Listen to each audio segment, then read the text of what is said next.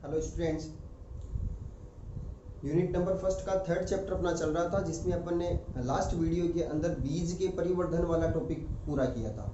ठीक है, जिसमें बीजांड से बीज का निर्माण किस प्रकार से होता है, बीजांड की कौन कौन सी संरचनाएं बीज की संरचनाओं में परिवर्तित होती है। एक छोटा सा टॉपिक था, अच्छे ढंग से अपन ने क्लियर कर लिया था। आज की वीडियो में अपन अगला टॉपिक ले रहे हैं। ये टॉपिक जो है ये इस चैप्टर का लास्ट टॉपिक है, यानी आज जो है अपन इस चैप्टर को पूरा कंप्लीट कर देंगे, यानी थर्ड चैप्टर जो है अपना पूरा हो जाएगा। छोटा सा टॉपिक है, दो छोटे छोटे टॉपिक हैं, दोनों को अपन इस एक वीडियो के अंदर पूरा करेंगे। तो आज का अपना टॉपिक है फल का विकास, फल का निर्माण या फल का परिवर्धन या फल का विकास किस प्रकार से होता है। एक तो ये टॉपिक करेंगे और दूसरा टॉपिक जो है वो अपना आएगा पीडीए का अंतरण, जो एक सामान्य सी चीज है जो अपन ने फर्स्ट चैप्टर जब स्टार्ट किया था तब भी आपको मैंने बताया था। तो आज अपन बात करते हैं फल का विकास, यानी आवर्तबीजी पादपों में फल का निर्माण कैसे होता है। निषेचन के बाद में सब कुछ संरचनाएं जो होती है हट जाती है, लास्ट में जो पूरा पुष्प जो होता है वो केवल फल में परिवर्तित होता है। तो फल का निर्माण पुष्प के किस भाग से होता है, ये अपन डिस्कशन आज के वीडियो में कर रहे हैं अपन। ठीक है, तो देखो आवर्तबीजी पादपों में फल का विकास जो होता है वो अंडाशय से होता है। अंडाशय जो होता है वो किस में परिवर्तित होता है, फल में परिवर्तित होता है। ये सबसे इंपॉर्टेंट लाइन तो एक यही होगी है, आवर्तबीजी पादपों में अंडाशय जो होता है वो फल में परिवर्तित होता है। ठीक उसी प्रकार से जिस प्रकार से बीजांड बीज में परिवर्तित हुआ था ना, वैसे ही अंडाशय जो होता है वो फल में परिवर्तित हो जाता है।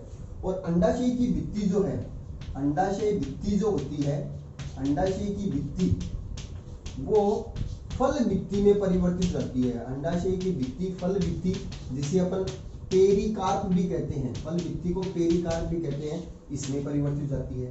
पूरा का पूरा अंडाशय फल में परिवर्तित और अंडाशय की भित्ति जो होती है वो फल भित्ति में परिवर्तित हो जाती है। अब देखो आप इस कंसेप्ट को एक ऐसे समझो कि अपन ने जो अंडक की संरचना बनाई थी, अंडक के अंदर वर्तिका के ऊपर फिर वर्तिका और फिर नीचे बनाया था, इस प्रकार से अंडाशय। नीचे वाला संरचना जो थी अंडाशय थी। अंडाशय के अंदर क्या था, अंडाशय के अंदर था अपना बीजांड। ठीक है, अंडाशय के अंदर इस प्रकार से अपन ने बीजांड बनाया था। अब पिछले वीडियो में मैंने आपको बताया कि बीजांड जो है, ये अंदर वाला जो बीजांड है ये तो किसमें परिवर्तित हो गया, बीज में। और इसके बाद में ये पूरा का पूरा अंडाशय जो है, अंडाशय के अंदर बीजांड जो है वो तो बीज में परिवर्तित हो गया। अब ये अंडाशय की चारों तरफ की ये जो भित्ति है ना, ये बन जाएगी फल भित्ति, यानी यहाँ पर ये वाली जो भित्ति है चारों तरफ की ये बन जाएगी का फल भित्ति। इसका मतलब अपन ये कह सकते हैं कि पूरा का पूरा अंडाशय फल में परिवर्तित होता है। मगर फल जो होता है, कोई भी अपन फ्रूट खाते हैं तो देखो उसका खाने वाला भाग, तो जो मांसल भाग जो होता है वो गुद्देदार भाग जो होता है वो फल भित्ति होता है, वो अपन खाते हैं। और अगर अपन अंदर जाते हैं, बीच में जाते हैं, तो उस फल के बीज निकलता है। अब आप समझ रहे होंगे कि किस प्रकार से क्या बना है। पूरा का पूरा अंडाशय जो था वो फल में परिवर्तित हुआ, मगर अंडाशय के अंदर जो बीजांड था वो बीज बन गया है और अंडाशय की भित्ति जो होती है वो फल भित्ति में रूपांतरित हो गई है। यानी पूरा अंडाशय फल में परिवर्तित हुआ है, बीजांड जो अंदर था वो बीज में परिवर्तित हो गया, अंडाशय की भित्ति फल भित्ति बना दी है। इस प्रकार से पुष्प का जो अंडाशय है वो फल में परिवर्तित हो जाएगा, जिसमें अंडाशय की भित्ति फल भित्ति और बीजांड बीज में परिवर्तित हो जाएगा, क्योंकि फल के अंदर बीज निकलता है। उसी प्रकार से अंडाशय के भीतर बीजांड है, अंडाशय के भीतर बीजांड बीज में और अंडाशय की भित्ति फल भित्ति में परिवर्तित हो जाती है। बात समझ में आ गई होगी, क्लियर हो गया आपके। इंपॉर्टेंट टॉपिक है ये, अंडाशय की भित्ति किसमें रूपांतरित हो जाती है, फल भित्ति में रूपांतरित हो जाती है। अब अपन बात करते हैं, देखो जरूरी नहीं है कि सभी पादपों के अंदर फल का निर्माण जो है वो अंडाशय से हो। क्या फल का निर्माण अधिकांश आवर्तबीजी पादपों में तो किसके द्वारा होता है, वो अंडाशय से ही होता है। अब अंडाशय के आधार पर अंडाशय से फल बने या पुष्प के अन्य किसी भाग से फल का निर्माण हो, इसके आधार पर फल जो होते हैं उसके कई प्रकार होते हैं। फल के प्रकार, फल के मुख्य रूप से 3 प्रकार पढ़ेंगे अपन, यानी फल का विकास पुष्प के किस अंग से हुआ है उसके आधार पर फल के प्रकार की बात करते हैं। तो 3 प्रकार के फल होते हैं। ये 3 प्रकार के फल कौन कौन से हैं। नंबर 1 है वास्तविक, वास्तविक या सत्य फल बोल सकते हैं अपन। नंबर 2 जो होता है वो है आभासी, आभासी या मिथ्या, मिथ्या फल। और नंबर 3 जो है वो है अनिषेक फल, अनिषेक फल। ये 3 प्रकार के फल। अब देखो तीनों में क्या क्या किस किस प्रकार से फल का विकास हुआ है। सबसे पहला अपन बात करते हैं वास्तविक या सत्य फल की। वास्तविक या सत्य फल वो होते हैं जिनमें फल का विकास केवल और केवल अंडाशय से ही होता है, यानी फल किससे बना है? जब फल केवल अंडाशय के रूपांतरण से ही बना है, अंडाशय से ही फल बनता है, तो ऐसे फल को वास्तविक फल बोलते हैं। इसके अंदर एग्जाम्पल क्या आ जाएगा? अधिकांश आवर्त बीजी पादप, अधिकांश आवर्त बीजी पादप जो होते हैं उनके अंदर फल का विकास जो है वो अंडाशय से होता है, और ऐसे फल को अपन वास्तविक या सत्य फल बोलते हैं। यानी सत्य फल किससे बने हैं? अंडाशय से बने हैं। बात समझ में आ गई है? अब दूसरा अपन बात करते हैं आभासी या मिथ्या फल। आभासी या मिथ्या फल कौन से होते हैं? जब फल का विकास अंडाशय से नहीं होकर के पुष्प के किसी अन्य भाग जैसे बाह्य दलपुंजी, पुष्पासन आदि से होता हो, तो ऐसे फल को अपन आभासी या मिथ्या फल कहते हैं। अर्थात इसमें फल विकसित तो हुआ है मगर फल किससे नहीं बना है? अंडाशय से नहीं बना है। अंडाशय से नहीं बना है तो बना किससे है? अंडाशय के अलावा पुष्प में अन्य भी तो भाग है, बाह्य दल है, पुष्पासन है, इनमें से किसी भी भाग से फल बन जाए तो ऐसे फल को अपन क्या कहते हैं? आभासी या मिथ्या फल। इसमें अपन एग्जाम्पल कर सकते हैं सेब। एप्पल जो है वो एक आभासी या मिथ्या फल होता है, क्योंकि इसका विकास अंडाशय से नहीं होकर के पुष्पासन से होता है। सेब जो है उसका विकास किससे हो रहा है? पुष्पासन से होता है, इसलिए सेब आभासी या मिथ्या फल का उदाहरण होता है। बात समझ में आ गई होगी। ये दूसरे प्रकार का फल हो गया। तीसरा करते हैं अनिषेक फल। अनिषेक फल नाम से पता चल रहा है, कभी कभी पादपों के अंदर ऐसी क्रिया भी पाई जाती है कि अंडाशय से ही फल बनेगा, मगर फल तो किसके निषेचन के बाद में बनता है। मगर यहाँ पर अपन बात करें अनिषेक फल, यानी जब फल का विकास अंडाशय से ही हो मगर बिना निषेचन के हो। बिना निषेचन के अंडाशय से जो फल विकसित होते हैं उनको अपन क्या कहते हैं? अनिषेक फल कहते हैं। निषेचन बिना ही हो जाता है।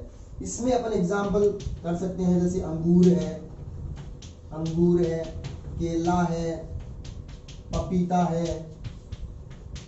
ये कुछ ऐसे फल हैं जिनका विकास जो है वो अंडाशय से होता है मगर बिना निषेचन के हो जाता है, और ऐसे फल जो है वो बीज रहित होते हैं, क्योंकि निषेचन ही नहीं हुआ तो बीज कैसे बनेगा? बिना निषेचन के फल बनाए तो ऐसे फलों के अंदर बीज नहीं होते, यानी बीज रहित फल होते हैं। अब आप सोच रहे होंगे कि भाई अंगूर है, पपीता है, इनके अंदर तो बीज पाए जाते हैं, मगर मैं ये बात कर रहा हूँ कि सभी पपीता, सभी अंगूर जो होते हैं वो अनिषेक फलन की क्रिया से नहीं बनते हैं। कई बार आपने पपीता ऐसी भी देखी होगी कि उसके अंदर बीज निकले ही नहीं है। तो बिना बीज वाले जो पपीता वाले फल हैं वो अनिषेक फलन की क्रिया के द्वारा विकसित हुए हैं।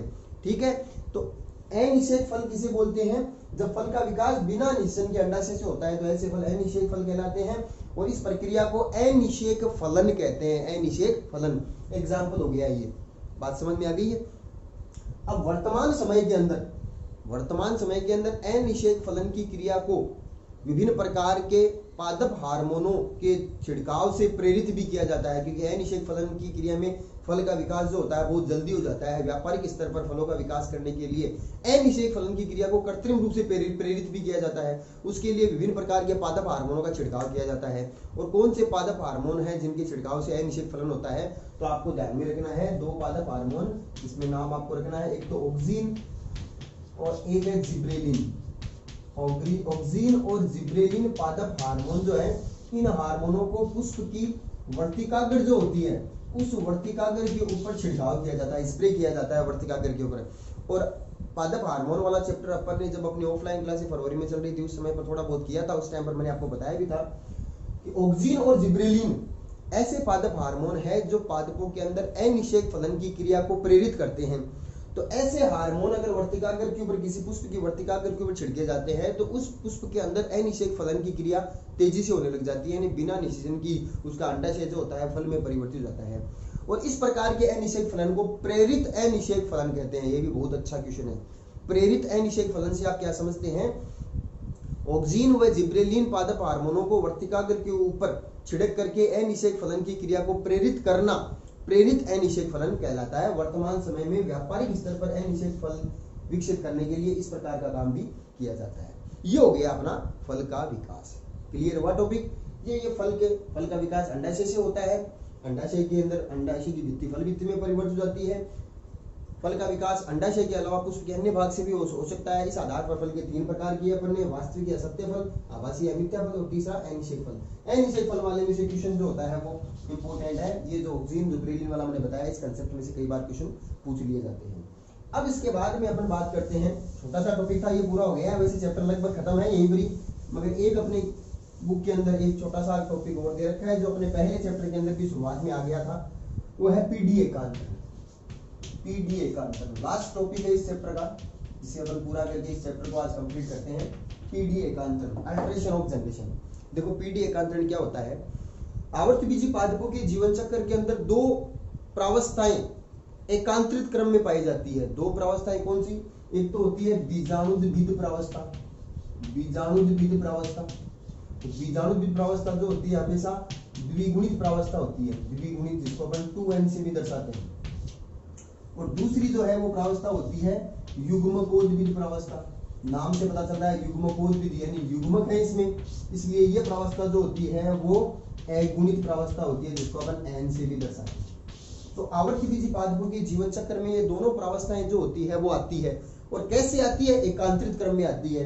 एकांतरित क्रम का मतलब जैसे पहले द्विगुणित बीजाणुद्भिद प्रावस्था आई, उसके बाद में अगुणित युग्मकोद्भिद प्रावस्था आ गई, उसके बाद के अंदर फिर से द्विगुणित प्रावस्था, फिर अगुणित प्रावस्था, ऐसे लगातार द्विगुणित बीजाणुद्भिद प्रावस्था और अगुणित युग्मकोद्भिद प्रावस्थाओं का एकांतरित क्रम में आना, एकांतरित क्रम के अंदर आना पीडी एकांतरण कहलाता है, जो आवर्तबीजी पादपों के अंदर पाया जाता है। पीडी एकांतरण की प्रक्रिया आवर्तबीजी पादपों में पाई जाती है। अब हम बात करते हैं कौन सी बीजाणुद्भिद प्रावस्था यानी द्विगुणित प्रावस्था होती है। देखो बीजाणुद्भिद प्रावस्था की शुरुआत जो होती है वो युग्मनज से होती है, क्योंकि द्विगुणित कोशिका सबसे पहले कौन सी बनी है, निषेचन के बाद में युग्मनज बनी है। अब युग्मनज आगे चल करके भ्रूण में परिवर्तित हो जाएगा, भ्रूण से फिर बीज बन जाएगा, और फिर बीज को अपन लगाते हैं तो उसके बाद में क्या होते हैं, पादप के कायिक भाग जैसे जड़, तना, पत्ती ये विकसित हो जाते हैं। तो पूरा का पूरा पादप जो है वो द्विगुणित प्रावस्था को दर्शा रहा है ना, कि युग्मनज द्विगुणित है। इस युग्मनज से जो जो पादप के अंग बने हैं, भाग बने हैं, जड़ बने हैं, तने बने हैं, पत्तियां बनी है, सब के सब द्विगुणित कोशिकाओं से बने हुए हैं, इसलिए ये बीजाणुद्भिद द्विगुणित प्रावस्था आती है।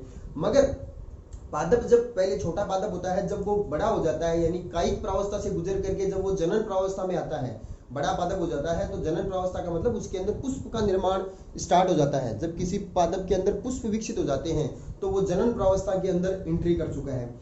तो पुष्प बन जाएंगे, तो उसके बाद में पुष्प के अंदर क्या बनते हैं, युग्मक बनते हैं। नर युग्मक जो होते हैं वो परागकण बनते हैं, और मादा युग्मक जो होते हैं वो अंडाशय के अंदर, बीजांड के अंदर जो भ्रूण कोश है उसमें अंड कोशिका जो होती है वो मादा युग्मक है।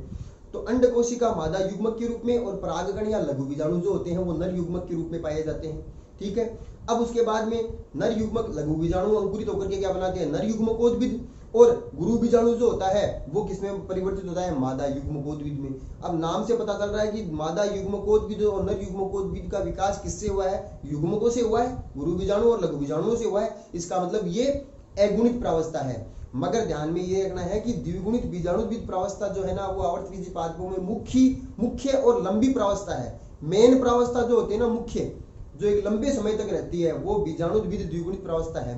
मगर जो अगुणित युग्मकोद्भिद प्रावस्था जो आती है ना, जिसमें युग्मक अंकुरित होकर के युग्मकोद्भिद को बना रहे हैं, वो अल्प समय के लिए और बीजाणुद्भिद प्रावस्था के ऊपर आश्रित प्रावस्था है।